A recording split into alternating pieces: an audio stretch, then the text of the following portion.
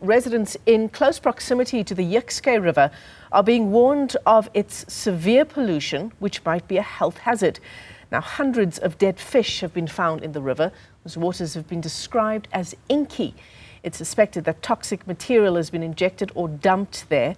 To tell us more about the situation is City of Johannesburg local councillor Annette Deppe. It's great to talk to you. Thanks very much for coming onto the programme. And I hope, Annette, I'm pronouncing your name and surname correctly. Yes, thank you very much. It's Deppe. It's Deppe, Annette Deppe. Thank you very much for that clarity. So tell us what you have found. Were you alerted to this issue of dead fish and this inky state of the water at the Jukskei River by the community there? I was alerted on Thursday around lunchtime by the estate manager, Kenny Gaynor, to tell me that there's between 30 and 40 fish per day they found dead in the Jukskei River, and he sent me some pictures, and that's how I found out.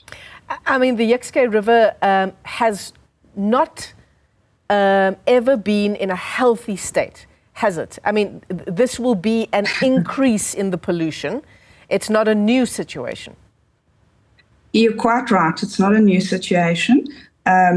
It so happens that this was a particular bad incident that's happened, but this is not new.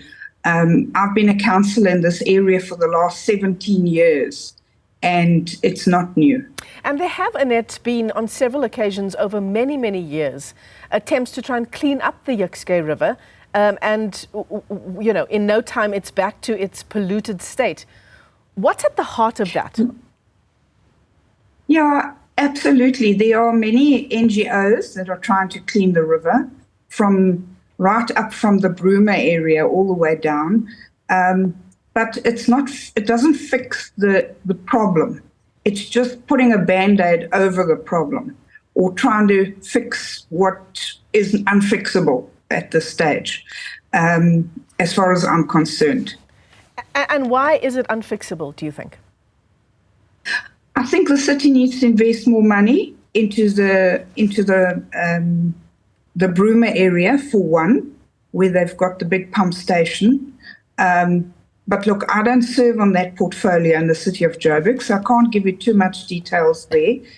But what I can tell you is my ward starts at the K101 next to Baklu, and it ends on Main Road next to Lukop Prison.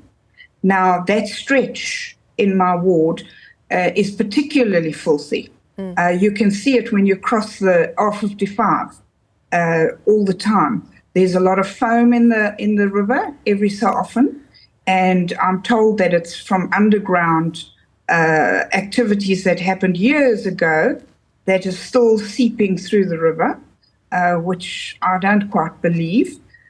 But also they keep coming back and saying it's from Modderfontein. Well, I don't believe that neither. So no one has proved to me where exactly it's coming from. The problem I have, it's not just my ward. It affects Loniel, it affects Chartwell, all the way through to the Hartbeespoort Dam. Yeah, people often think that it's just residents that sort of surround it in particular areas of Johannesburg, but it's much, much further than that. So what's the plan here? I imagine that the advice to residents or people living in close proximity to the Jukskei River are being advised to avoid it. But in terms of further investigation and what the long-term plan is here? Yes, I immediately notified the City of Joburg Environmental Department. They only responded to me today. I notified them on Saturday already. And they've now sent out people today to go and find the source of this problem. They've established the source is in the far east bank of Alexander. There's been a sewage spill there. And what they told me, it happened 2 weeks ago. My concern here is that nobody has let us know that the sewage spill happened. It falls under Region E, and unfortunately my ward falls under Region A, so I don't get any news from Region E. And you would think that the city of Joburg would at least warn the residents somehow, whether it's through social media or on the radio, TV, but there was no warning whatsoever. When I called them today, again, they said to me they didn't know where it was from.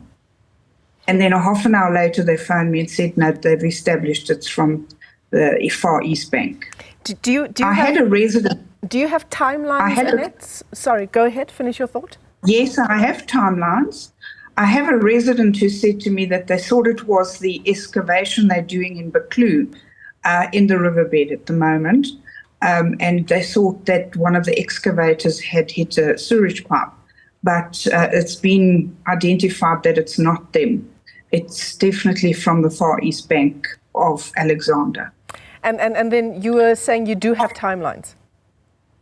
I do have timelines. I've been told by the Department of Environment that they will come back to me today after they've visited the area on the Far East Bank, and they'll be giving me a full report on their findings.